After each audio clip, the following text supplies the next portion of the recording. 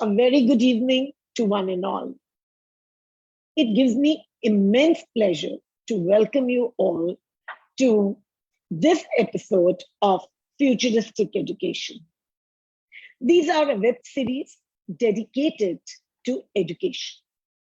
An Edudevs initiative in association with Amrita Vishwa Vidyapeetham to enlighten and empower the education community in the latest trends in the futuristic education. A web series where edu leaders from a particular city are invited to voice their views on pertinent issues in the 21st century. Hello everyone, I'm Devyani Kapoor. I'm your host and moderator for the day. Let me take this opportunity to introduce you all to today's esteemed panel. We have an illustrious panel today comprising of Dr. Sriram Devananthan from Amrita Vishwa Vidyapeetham University, the principal of Amrita School of Engineering at Bangalore. Welcome, sir. Namaskar. Thank you. Let me welcome Ms. Richa Sharma, who is principal of Raghav Global School, Delhi. Welcome, ma'am. We also have good evening, everyone. We also have Dr. Anuradha Mehta, principal, Red Roses Public School, New Delhi. Welcome Thank you all. so much. Thank you. Good evening. In a great essay, which I was reading, called Hope in the Dark, the author and activist, Rebecca Solnit, points out that inside emergency is emergence. From an emergency, new things come forth. If we believe that there is a way past through these converging crises, that better, fairer, more fit for purpose education systems are possible, then the process of reimagining becomes a powerful, optimistic hope. But hope just means another world might be possible, not promised, not guaranteed. Hope calls for action. Action is impossible without hope. There are some remarkable experiments in education taking place at the moment. In many cases, these are both born out of necessity, as we just saw, and a desire to bring in change. We need to act to change the status quo because it wasn't working pre-pandemic. It can't work during the pandemic, and the learners around the world deserve something better post-pandemic. We saw that during pandemic, there was a big shift towards technology, which played a critical role and became the greatest enabler in today's time. Several key factors determine the effectiveness of online learning for students, such as access to a quiet study area, a connected device for schoolwork, and teachers with technical and pedagogical skills to integrate digital experiences. We saw that prior to pandemic, many education systems were stalled, and the pandemic exposed that there was a fundamental need to bring in change. And through this disruption, there has been that recognition that yes, education has to change. We need to reimagine, we need to reinvent the whole system. Both our national education policy, which is based on Sustainable Development Goal 4, they all talk about the 21st century skills and the new incarnate of the education system. The answers may be as varied as individual institutions. While there are many challenges we realize for this paradigm shift, however, we can reimagine how learning happens, create a system that empowers the learners, regardless of the ability, the background, the economic groups. Introducing this session with a common question to each one of our panelists and setting this tone to today's discussion, let me ask each one of you that the daunting prospect of rethinking what education should be, what learning could be, and what learners might be is, compelling one. How do we present in these times, reimagine and create a system that addresses learning needs and in a futuristic manner? I would address this question first to Ms. Richa Sharma, then Dr. Anuradha Mehta, followed by Dr. Sriram Devanthan. I would expect an answer not more than 2 minutes. Thank you. Yes, Ms. Richa Sharma. Thank you, Devyani. I won't take more than 2 minutes. I'll stick to the time. It's very important for us to work on the word reimagine education. The word itself talks about imagine and imagination. So that means you need to imagine and identify issues and opportunities around to improve the learner and learning needs. That's very, very essential. And when you talk about the education being very, very futuristic, it really involves, I think, the 4 C's that we talk about is critical thinking, communication, and collaboration and creativity. So when you're reimagining education, I think the focus should be on these 4 C's. And this particular futuristic education must encourage classroom engagement and learning to students to use more advanced approaches to teaching and learning, where we talk about the skills that facilitates intellectual, social, and emotional, development. Gone are the days where we were only focusing on knowledge. It's time to reimagine education where we talk about skills, attitudes, and values as well. So when you were talking about the change happening, I think the disruptive change because of the pandemic coming up, we've suddenly shifted from a traditional classroom back to the hybrid model. So that's the way where we've seen that there's a blend of 2 different models. That is where the future of education is going forward to.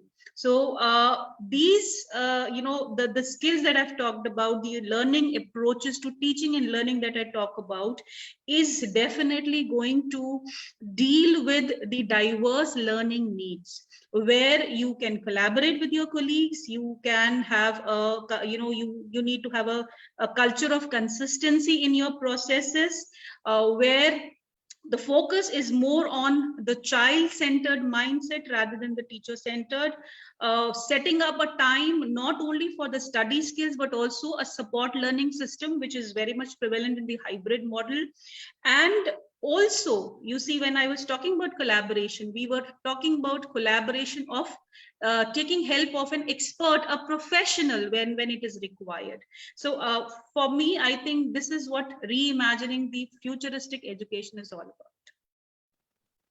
Very well said, Ms. Richa. And I think the crux is that to hone the new 21st century skills, we can't do without changing our pedagogical approaches. Moving on to Dr. Anuradha Mehta. Yes, ma'am. Good evening, Ms. Devyani, and my worthy panelists and dear audiences. I think Richa ma'am is absolutely right what we talk about the skills. So today we all know that students are not re-entering the same classrooms they left 2 years back. It's a daunting prospect, but also it's an opportunity to reimagine learning and modernize our education system for the 21st century. Education system has been an opportunity to reimagine and rethink learning, to equip students with cognitive, creative, emotional, and physical skills, like ma'am was just talking about. And it is required to navigate the future in this wake of COVID-19. And not every child can get online, and not every school can be open safely. Therefore, innovative learning solutions should be created with local communities and parents, which is very important now. And also we should give teachers the digital skill and knowledge for better adaptation to the new normal. And there is no better investment than education to safeguard the future of next generation, which is now very important. And we have witnessed that educators and parents stepping up and embracing this new learning environment and tools.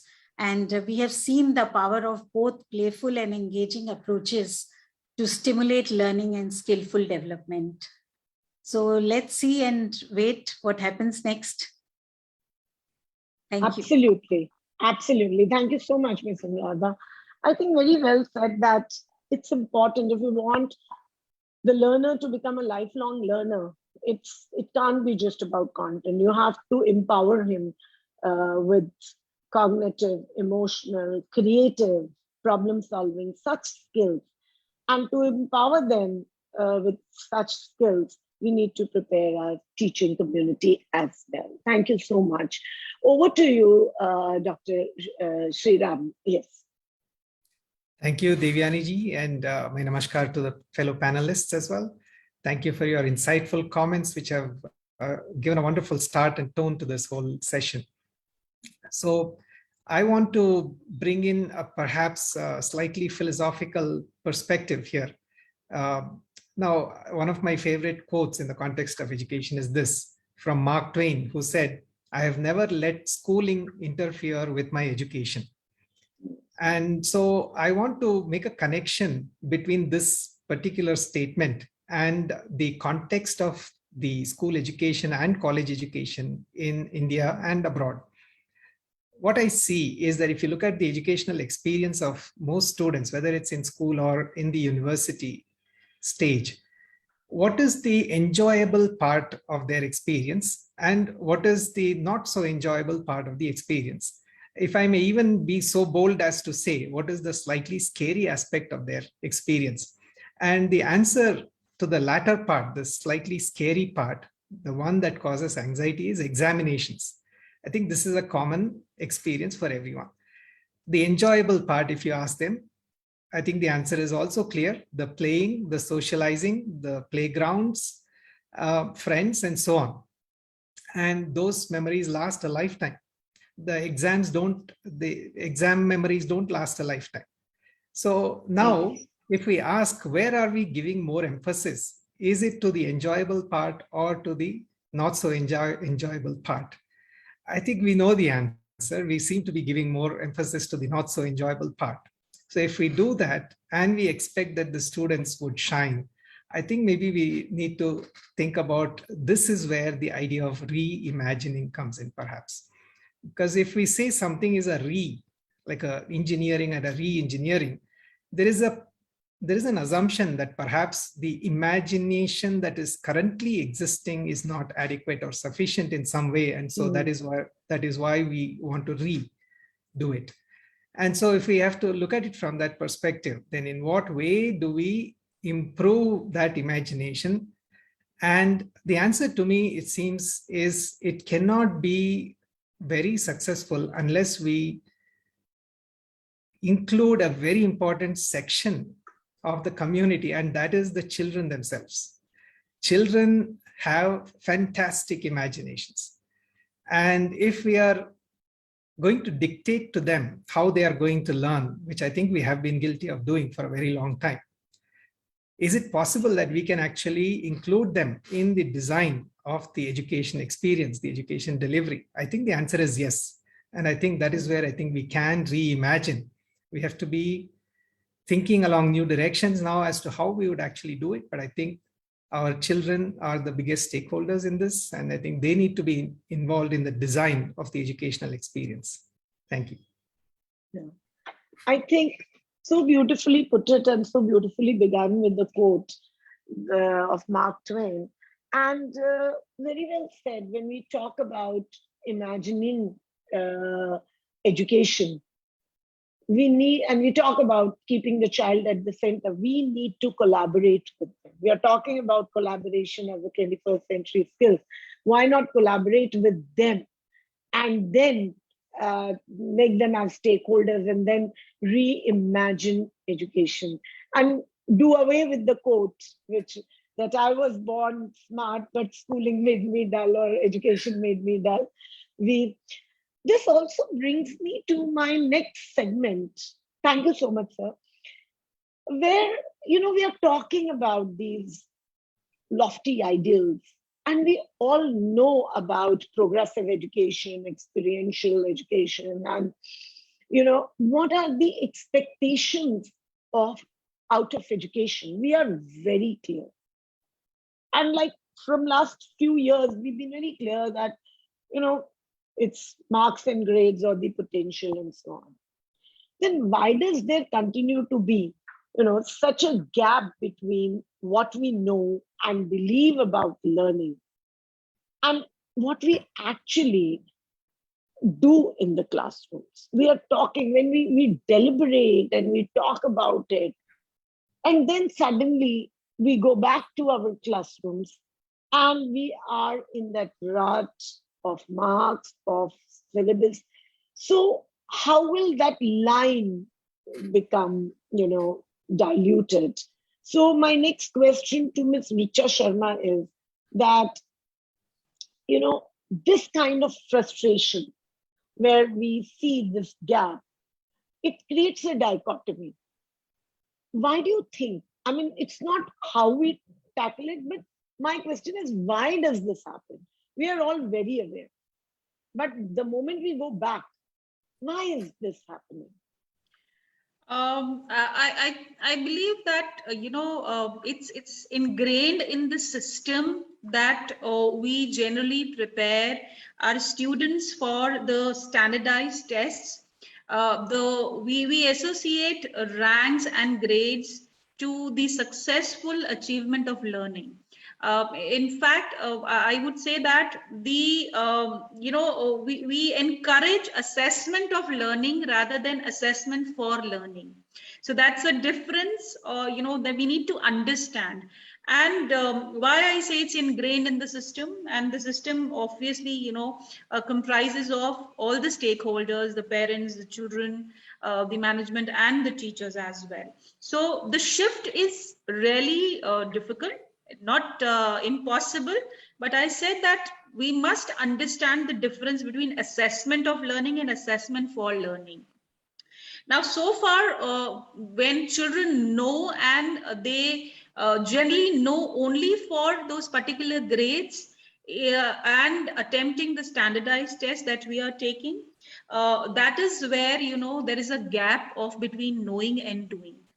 So when you focus on assessment for learning, it has wide variety of assessment, different forms of assessment, that is throughout the teaching and learning process, and it also, adjusts to your teaching learning strategy. So far, the needs of an individual learner is also concerned.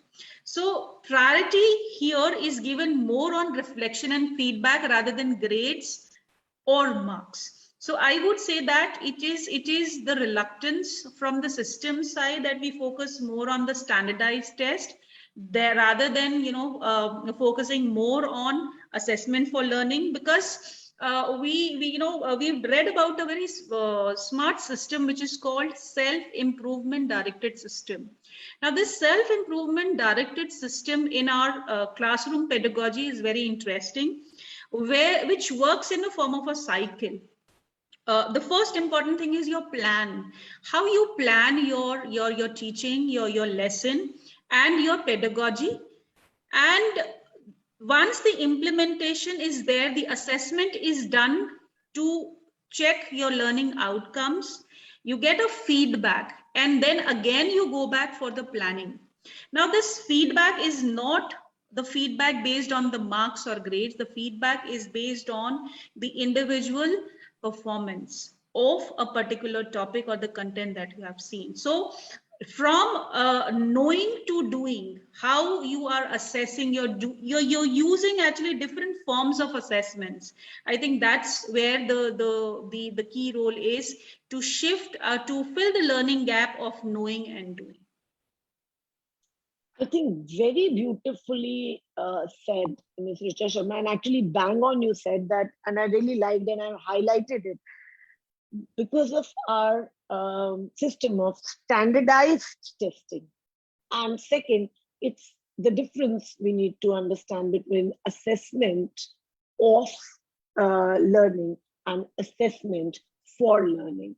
So no matter how much differential teaching learning we try out in our class, but when it comes to assessment, we all bring in one size fitting, trying to fit all, and it's in that process that somewhere the child loses the interest in learning, and schooling or education becomes unpopular for so many students. Moving on to my next question. Thank you so much, Ms. Visham. Moving on to my next question.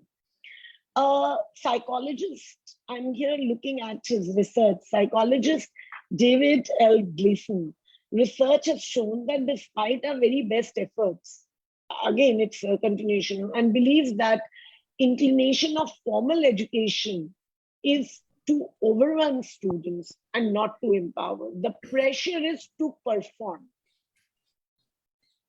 against our best intentions, but driven by our own fears. We create overschedules, overwork, sometimes overwhelm these students. How do we transform such judgment by narrowly defined measures of, success? We'll have to redefine actually our definition and connotation of success. So what is your take on that?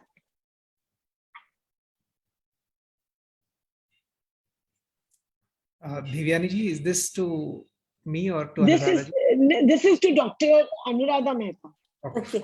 Okay. I was waiting. Okay, thank you so much. Very, very interesting question. I think let's imagine a typical day in a student's life. It is filled with many activities. After school, many of them have to rush for their tuitions. And if this isn't enough, they have their extracurricular activities like dance, painting, music, sports. And education today, what I see is one size fits all. So in its rote learning, mugging up of facts and concepts, they are encouraged. There is also a compelling need to excel in academics. Stories of successful students securing high ranks, having great salaries often make the headlines, creating a certain perception among students. So these constant images add up to the fear of failure among them, and the pressure is directly reflected through lack of performance and motivation among the kids. So the performance of students, especially of 12th grade, we have seen that it determines on the choice of college or university they are going into, and they will get admission only when they're going to compete in their exams, and the competition is fierce. So self-worth of a student, I think it is determined by the academics nowadays and the grades, and not on the basis of individual qualities that they already possess. So parents try to get rid of, we have seen cable connections, and earlier it was internet, so that their children could concentrate more on better grades. So I think as an educator, I find it very unfortunate and unacceptable situation we need to find out the ways and means to change it. And I think all of us realize that formal education does not empower students, and it just gives degree. Skill-oriented courses should be introduced to self-learn and to earn their own living and become self-dependent. Apart from learning theory, hands-on experience is very important. We have seen nowadays that when it comes to environmental education, in natural environments only it is possible, which claims to connect learners to nature and its elements in a manner that is elusive to formal education, which is occurring within classrooms and laboratories now. So teachers, being the real influencers, they can play a pivotal role in bringing the desired change. And they can plan their lessons in such a way that arouse the learners' curiosity and prompts them to dig further into the topic. And NEP 2020, as such, we all know it also talks about experiential and art integrated learning to enhance students' thinking and problem-solving skills. And the onus lies on the educationist and the teaching fraternity so that our children leave the school as lifelong learners, which is very important. And in the end, I would like to say that one of the basic aims of education, which Sir just now said, is to prepare the learners to earn their livelihood. Industrial training and development of manual skills and handicrafts as subject of education should be integral part of the curriculum. And we definitely need to reimagine and reinvent vocational education at school level. So this is my opinion.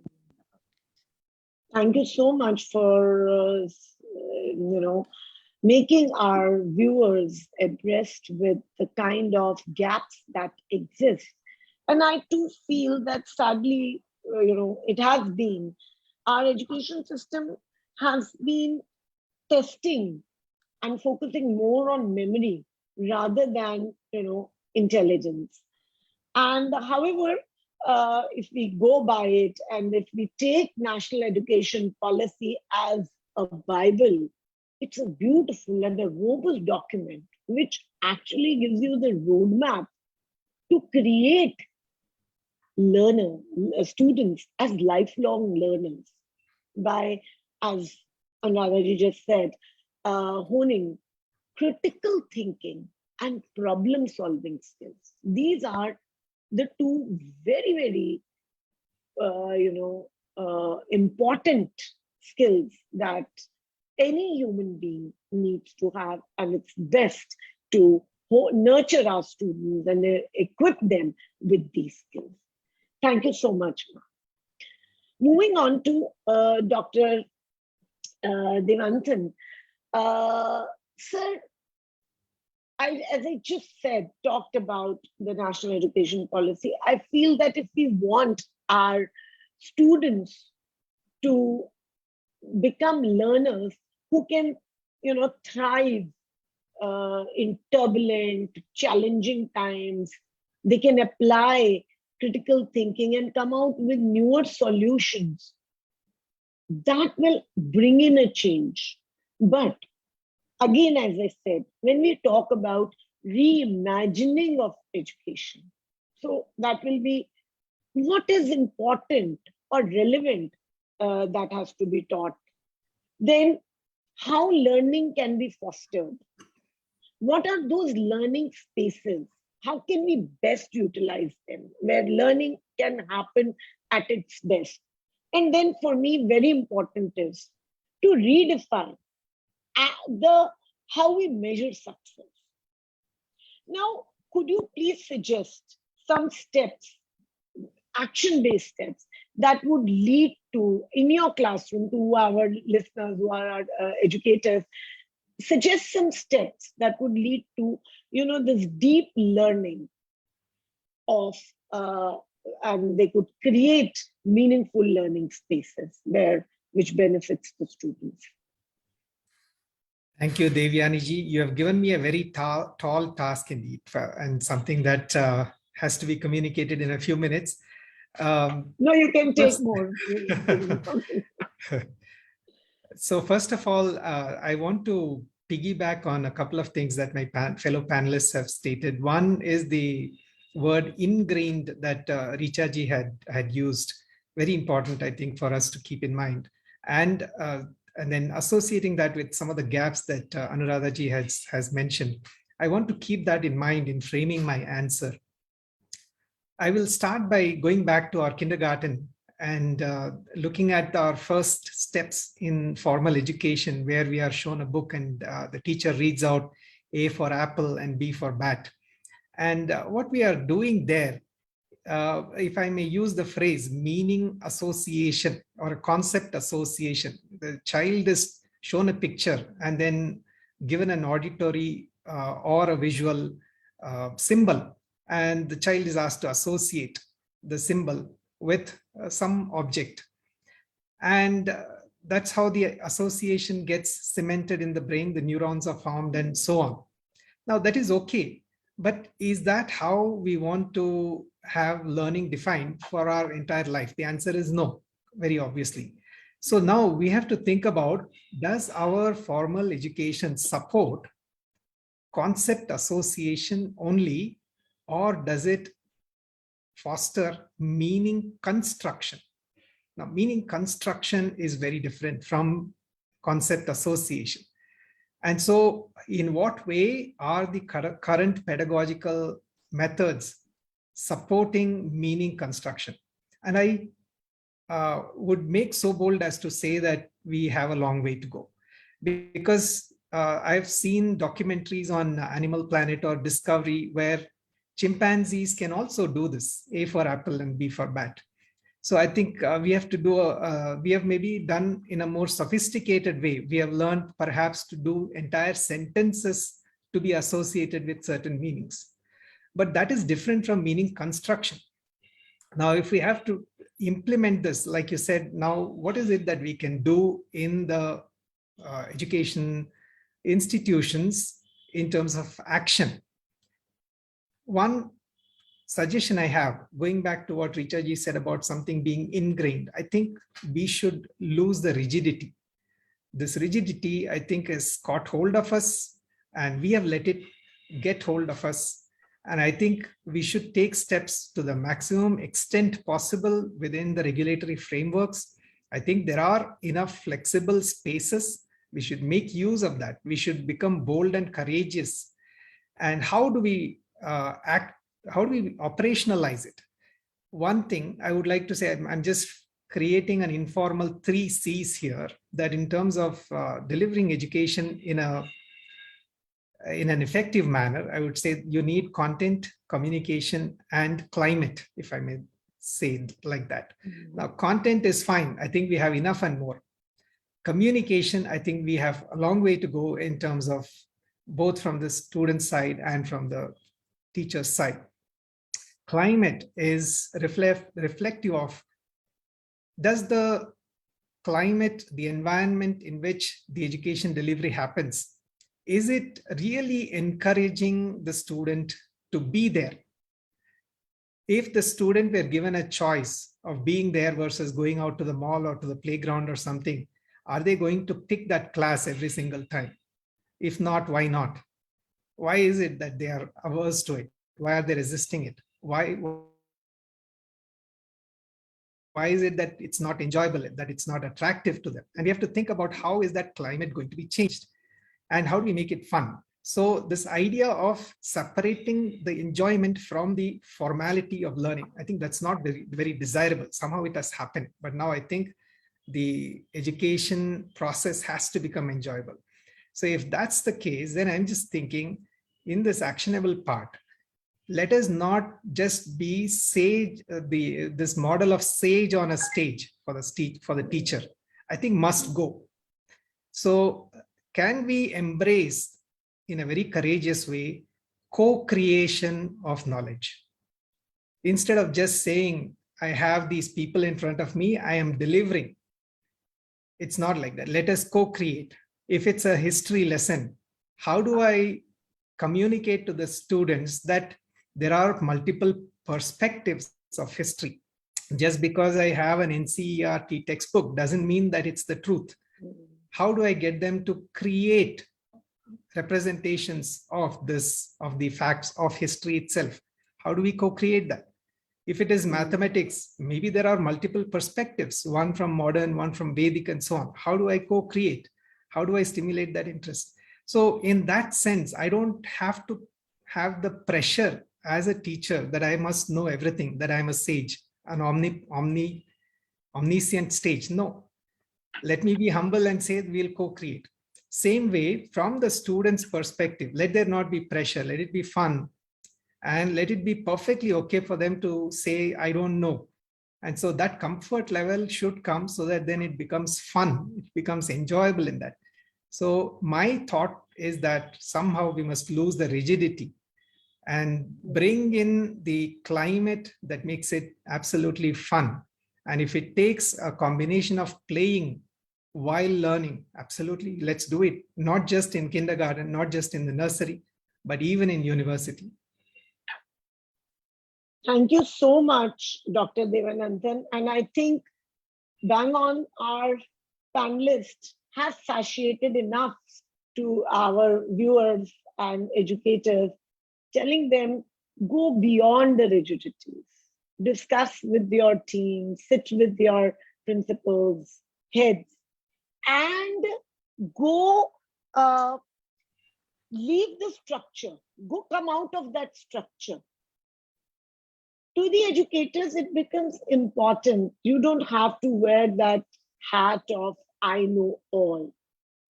Co-creating, collaborate with your students. That's the first skill. And instead of becoming a dispenser of content, orchestrate knowledge with your students. I think beautifully said, sir. And especially the 3 C's that you've talked about, the content, climate, and communication. I'm sure our viewers who are educators would have made a note of it and would implement it in their classrooms. Thank you so much, sir. Thank you. Moving on to, if I quote a report by UNICEF, we urgently need to reimagine education. And this is a report which was much before pandemic, anybody could imagine pandemic coming in. But then we were all pushing it. The report does talk loud about problem solving, creativity, critical skills, etc., that we've been. My question to Dr. Anuradha Mehta is, how can we make, and you can build upon, pick your answer from, build upon Dr. Devanthan's suggestions, how can we make this a possibility, especially in India, which is a young nation in terms of, it is a young nation and demographically. So how do you think this can become a reality, this reimagining of, though the size of the demographic size is very big, but the advantage is that we are young. And another 5 years, a major chunk of our population will fall into that category. But we are defeated by our demographic structure, demographic figures. So how do you what are your suggestions to it? Thank you, Devyani. See, the era of this 21st century is often regarded as the era of technology, as it plays a very important role in our lives. So it is seen that as a basis of growth also of an economy. And regarding the new normal post-pandemic, digitization of education, we have seen that it has become one of the topmost priorities of government. And taking you many e-learning portals, have appeared and are performing well as an increasing number of learners enroll themselves for these online courses. And the key priorities for higher education institutions are to make the students industry ready by assessing their competencies and aligning them to what is needed by the industry. So this can be achieved by bringing research and innovation into the core of education and make it affordable for everyone across the nation. Because it is therefore time to bid farewell to what all we had been doing earlier, that is rote learning and all. It should be over now. And it is therefore important that traditional and monotonous learning should go away, and which stress on memorization rather than proper understanding of the subject. And we have seen that there have been challenges to use education technology in India. Despite early implementation of technologies in education system, India still faces teething problems of the new technologies, like there is insufficient or limited access to computer hardware and software in the education institutes, and lack of adequate technology, this technical support, and lack of knowledge about ways to integrate technology to enhance the curriculum and all. So we urgently need to reimagine education. A modern education should build basic skills, that is reading, writing, and arithmetic, which is also given in NEP, as well as skills in problem solving, creativity, critical thinking, which you just said, that young people need to work to start a business and to engage the productivity. The availability and potential of technology means that digital learning should be part of basic services for every child and young people. And one such example of using technology, it had just come to me that a technology visionary tells the story of how, when his grandson was 3 years old, had a passion for dinosaurs. So his parents bought him lots of videos about dinosaurs. He watched them over and over again. And you will not believe that before he could read, he learned much more about dinosaurs than we will ever know. So there was another story also of a 15-year-old who began giving legal advice on a website called askme.com, where a variety of self-appointed experts, they provide answers to the questions from people around the world. So this boy had never read any law book, but he loved the law and had watched many TV shows involving legal matters and searched interesting topics on websites. So his answers were straightforward, and so people found them more helpful than those by many lawyers on the site. So eventually he rose to be one of the top rated experts of legal advisor in the section of the sites, this website.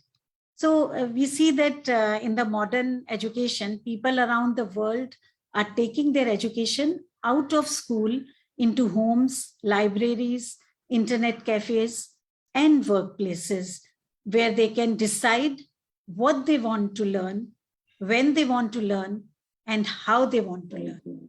So these stories challenge our traditional model of education as learning in classrooms. So I think these new learning niches use technologies to enable people of all ages to pursue learning on their own terms. So this technology motivates students to learn. They look forward to having time on their devices to explore and learn things through websites, videos, apps, and games. So students can have fun at the same time, and they can learn also, which helps them stay engaged with their material.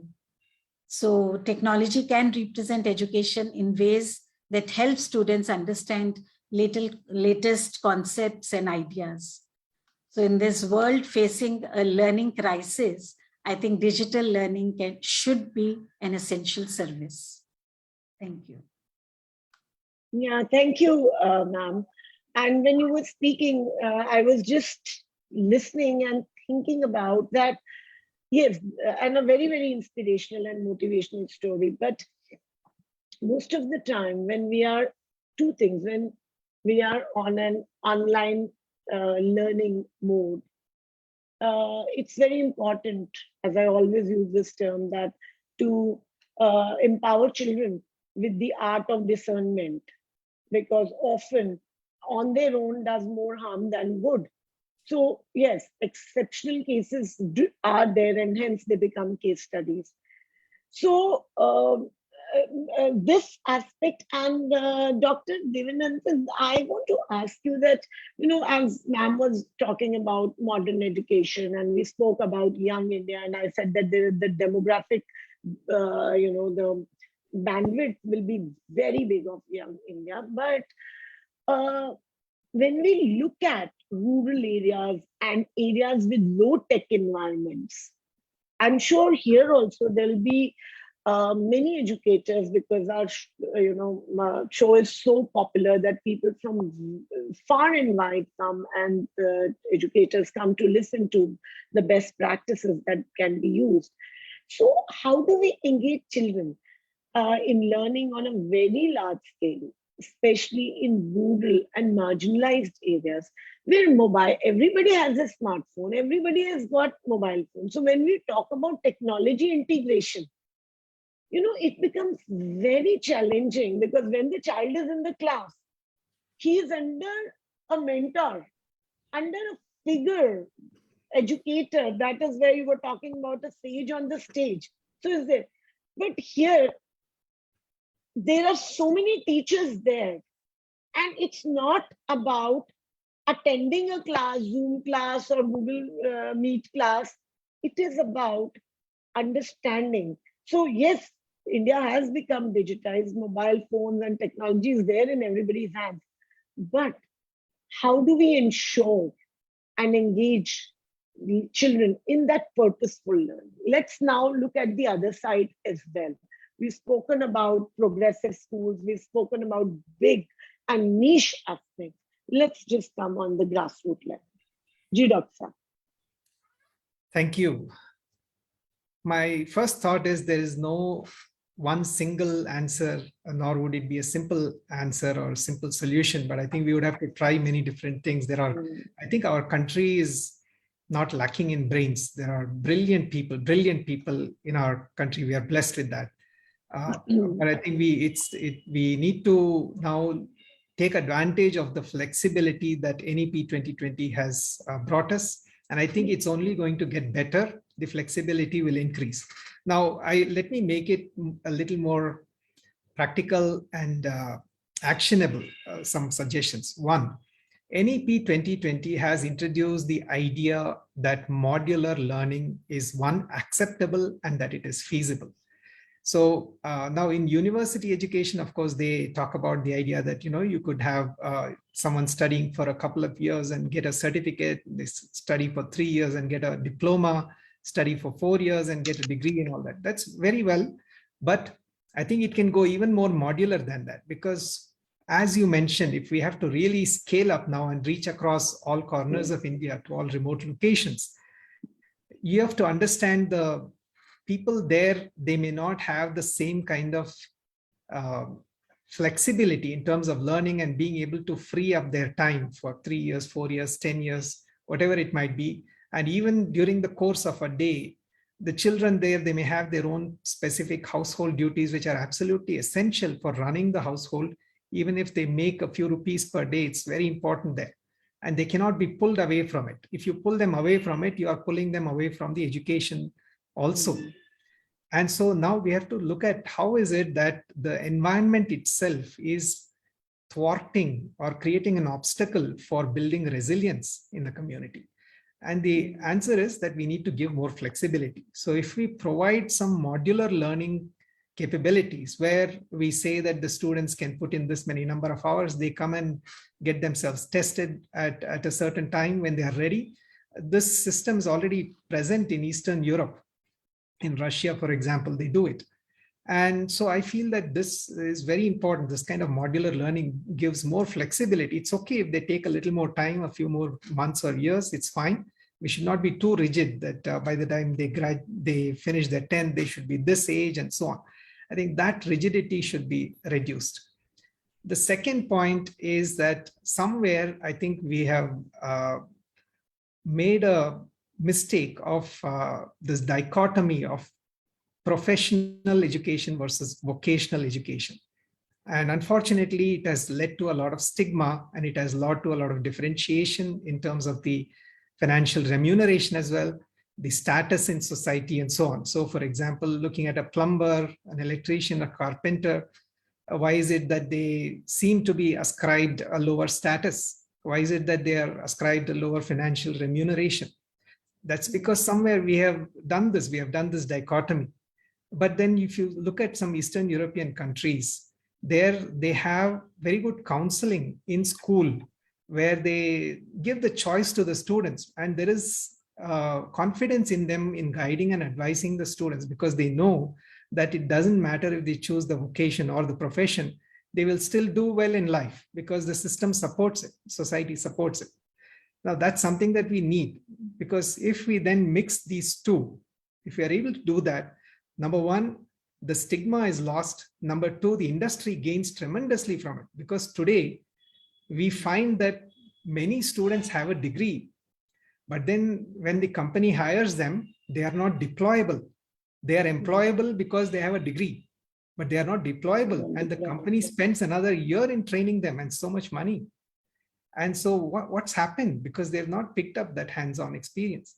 And so the hands-on is rich in vocation, but unfortunately, it's not so rich in profession.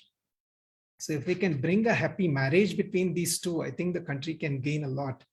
So this is the second one.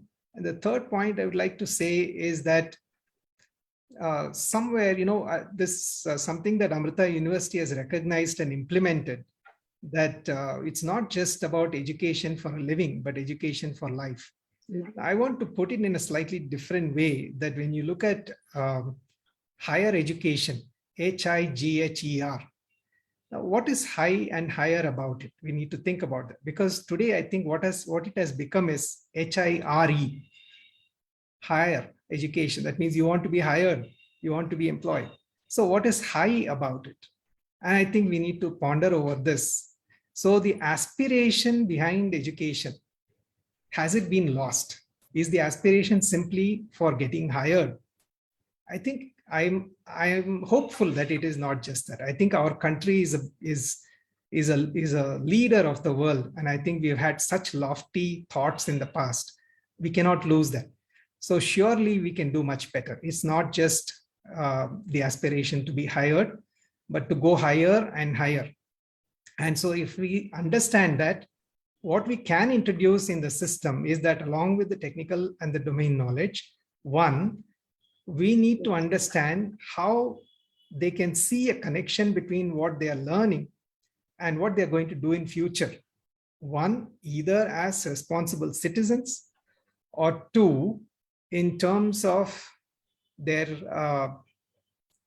giving back to society. That means in their jobs or in their social life, in their communal life, how is it they are going to be responsible in contributing in a significant way?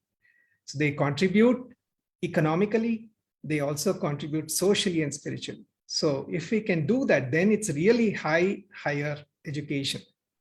I think that connection has to be created while we are also teaching them the core sciences.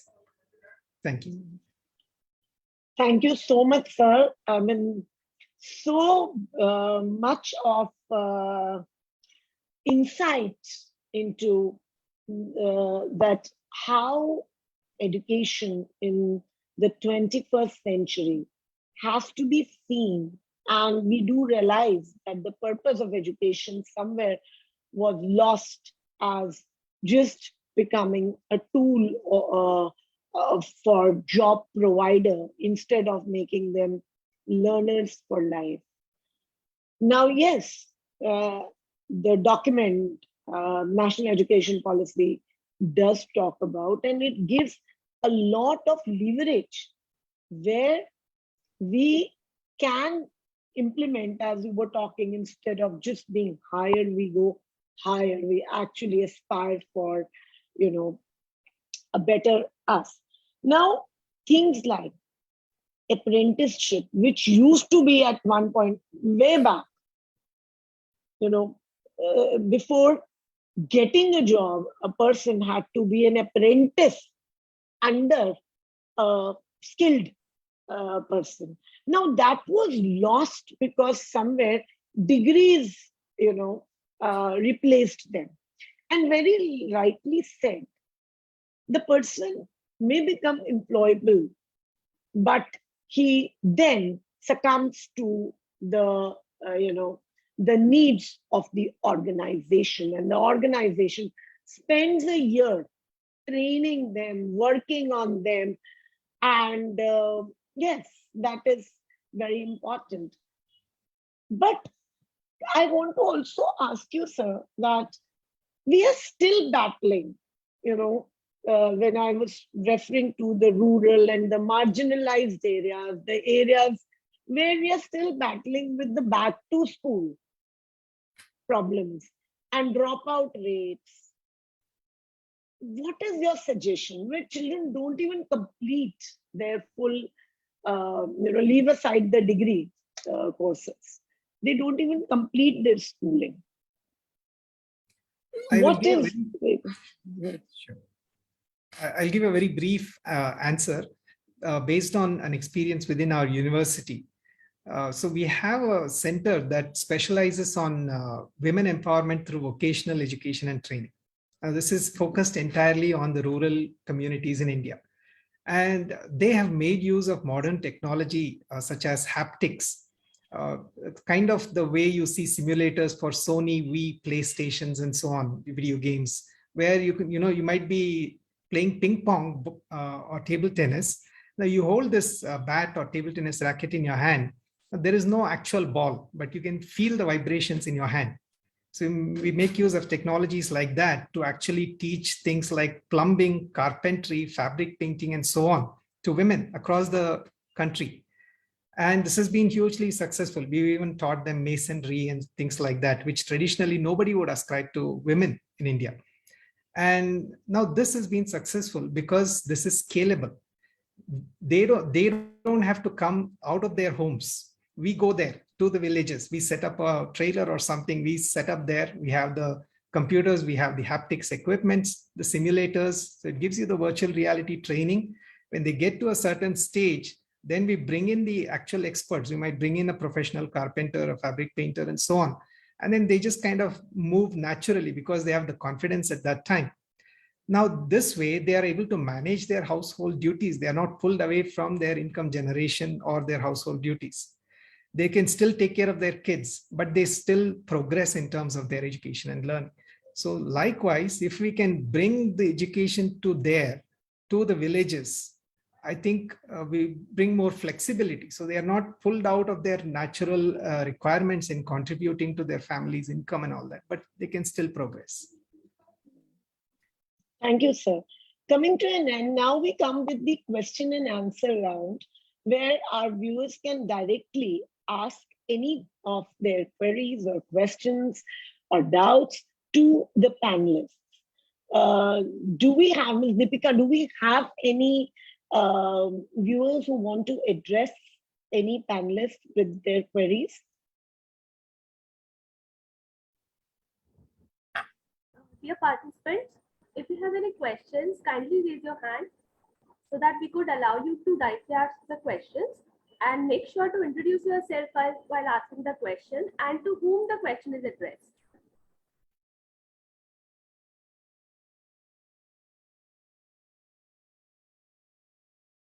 Meanwhile, I would want to announce Deepika, do we have, or can I just announce the winning question? Ma'am, Do we have?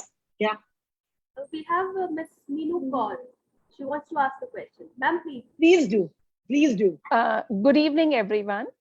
Like my Good evening. question is to almost all the panelists. I mean, because I've been listening in the last of the meeting also, I heard this giving freedom and practicing freedom at both the level, whether it's at the level of an educator or it's at the level of a student who is grasping.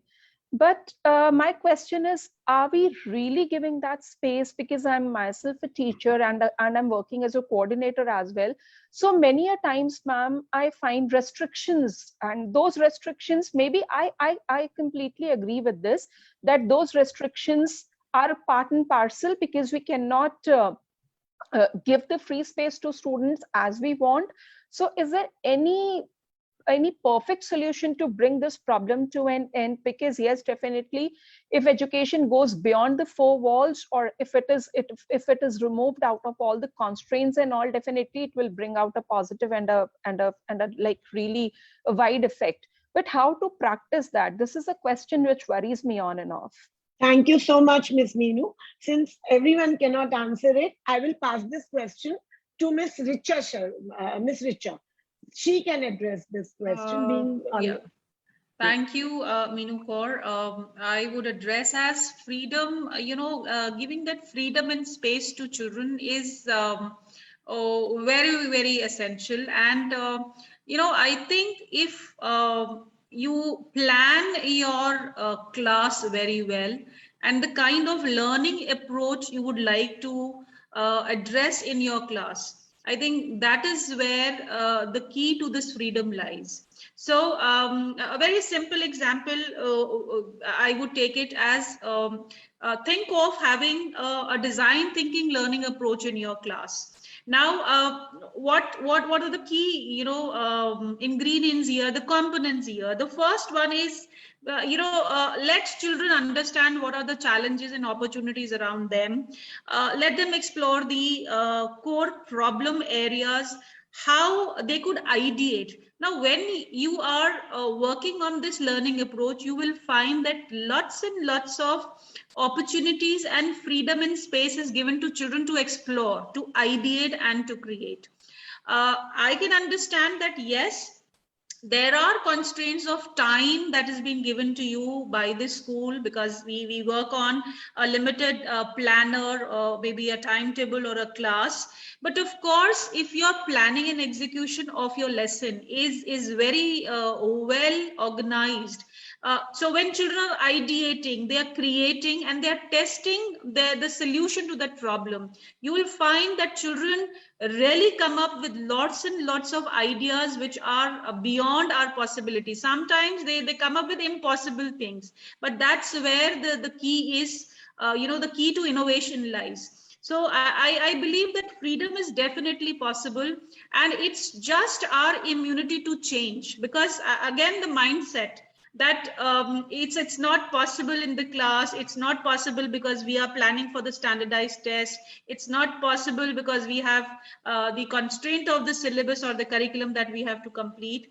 But what I believe is you need to find those spaces in your curriculum where you can encourage freedom within the same curriculum, within the same syllabus that has been offered to you. And I believe it's possible. Thank you so much, Ms. Richa. I'm sure Ms. Meenu Kaur would have got her answer. Thank you so much, panelists. Do we have any other person, Ms. Deepika? Yes, ma'am. Yes.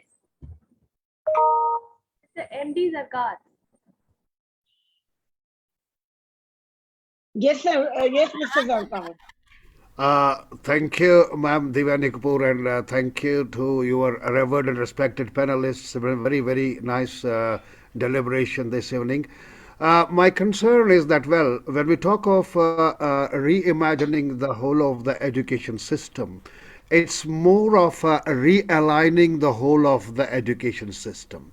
And we know that whatever the contents, as Shri Ram said, that, well, we have to go for a sea change in content and in communication and in the second is environment. Climate.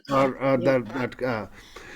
My point is that if we do not realign our present education system to the contemporary needs, then the society and the country in which we live may not grow. As you rightly pointed out, that it's more than 35% of the population which is a young population. And when we talk of this developing content, actually we derive the contents of the content from society, and then we in turn, when we are educated, we add to the content of the social curriculum there. My point is that unless and until we do not change the whole of the scenario, it's not that, well, we can address the problem here and there. So we have to go a whole hog in working for a sea Sir, what change. is your question? My What is question your to the question? President, is it not possible that, well, we reach we go to the personalized learning of the students there? When I am a teacher, I go to the class, sir, and Sir, we have very limited time. oh, Which sorry. panelist? Yeah. We Shri are about Sriram, to finish this. I'll Yeah. allow to listen it from Please. Shri Sriram, sir. Yes, sir. So unless we go for the personalized this education of the students, then I don't think that, well, any change is possible. Sir, All your right. take on that, sir? Thank you for that interesting question, Mr. Zagar. First thought is that, personalization and mass scale delivery of education, it seems like they are at two extremes. And what has happened is, at one point of time, the student teacher ratio was very small. Now it has become very large. And so the education pedagogy has been forced to devise ways to address that, to somehow still continue the process despite this shortage. Your point is very important, that we need to have that personalization and the customization. And so my answer is, it cannot be completely achieved with the current model of just lecturing in class. Teaching is not lecturing. Teaching is way beyond that. And especially in the school stages, teaching is well outside the classroom. It happens a lot outside the classroom. Some of the most cherished teachers that we have, we cherish them and remember them and love them, not just because of the technical content that they delivered, but because of their personalities, because of how they related to us, how we related to them. And so even in a class of 60, I've seen this magic happen, that if the teacher has that kind of passion and interest, that they really want to connect with each student, it is not that they are doing a mass production. They have a genuine, heartfelt passion and desire to connect with each student. And after the connection happens, then they deliver the content. Then you find that customization and personalization does take place. It is still not 100%, but it happens, but it depends on that teacher. If they have that passion, it can happen. Thank you. Thank you so much, sir. We now come to the end of this session, today's episode. We had introduced a new element in our web series, and that was that the educators who register through our registration form, there is a column where they can turn in a question of their choice.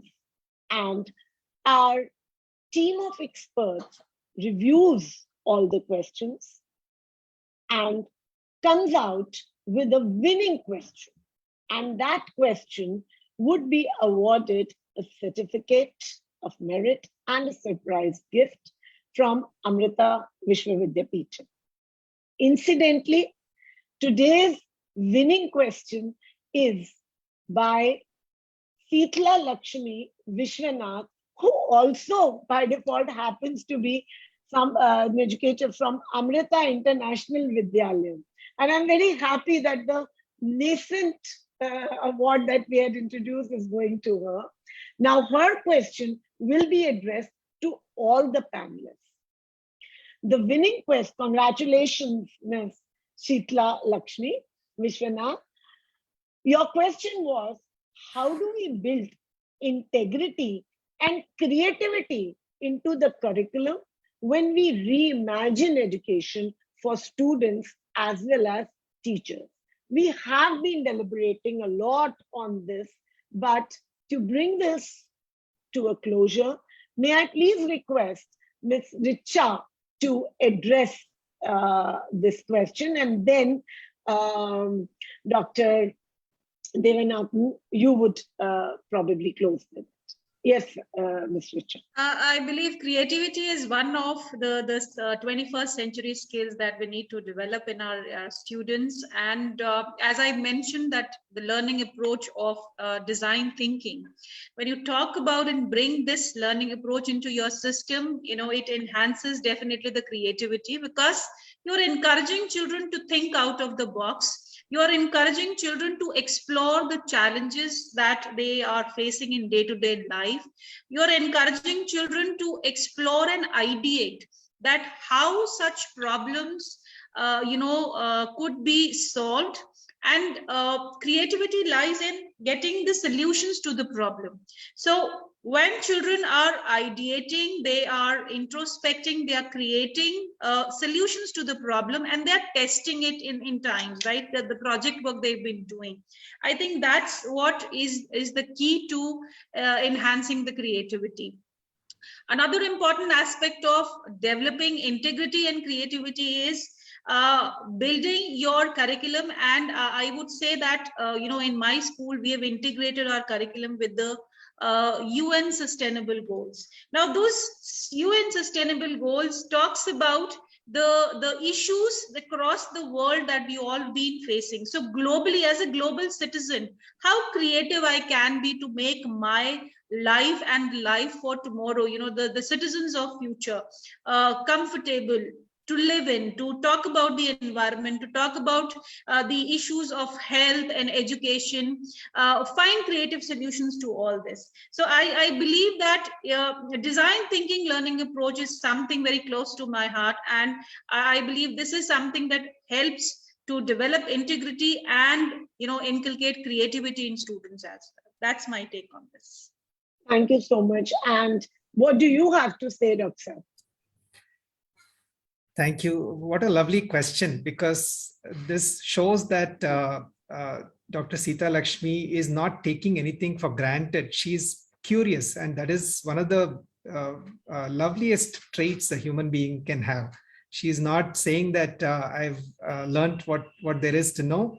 I'm curious. I think that's a lovely trait. Now, I think the answer lies partly in the spirit of this question, that this curiosity should not be killed. And what I see when we look at how children or when children are creative, when is it that they are creative and when is it that they are not creative? The answer seems to be that when the learning process is forced upon them, they lose their creativity and they lose their curiosity, because then the end or the goal that we force upon them becomes all consuming. They are only focused on that goal. They are not focused so much on the process, and the process is actually something that requires curiosity. And in my own case, I can see how at some point of time the curiosity was stifled, and thankfully I've revived it, but I know that it was stifled at certain points of time because of the rigidity. So now, how do we promote this kind of curiosity expansion? So in children, so my thought is that a teacher should understand that they cannot simply give a problem and say, let us arrive at a solution. They cannot simply ask a question and say, give me an answer, because both those approaches are rigid, in my opinion. I would rather say to the student, can you come up with a problem that you would like to find a solution for? Can you ask questions for which you yourself can come up with the answers for? So I will help you in both cases, but I give you the freedom. What problems do you want to tackle? What would you like to do for your grandma? What would you like to make your mom's life easier? What would you like to do? And you ask that question, let them pick, and then we will help them in coming up with the answer. And I think that kind of environment and climate, like I said, I think it's something that we can bring in slowly. Thank you. Thank you so much, Dr. Seven. I would want to add here that a question actually, is education all about a right and a wrong answer? Is it about marks and grades? Or is it about nurturing a perspective in the child? We come to an end with this. I would just say that the concept of reimagining education is not new.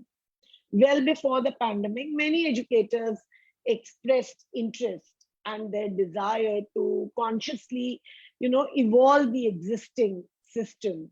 There were so many talks and so many institutions moved on to the path of experiential learning, what we called the progressive education model. There was a clear difference between some schools, but now with the new education policy, the expectations are set clear to make the students lifelong learners. And hence, we spoke about reimagining of education.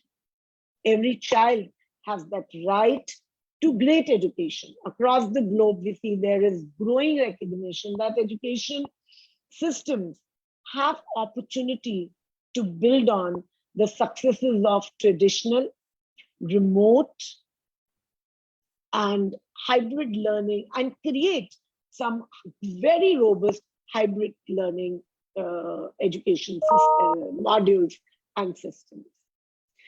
Thank you so much to all our viewers for being such great participative viewers and patient listeners. And thank you so much, our panelists. But before we conclude this session, let us look at a short video. Thank you so much. Thank you, Devyani. Thank you so much. Thank you so much.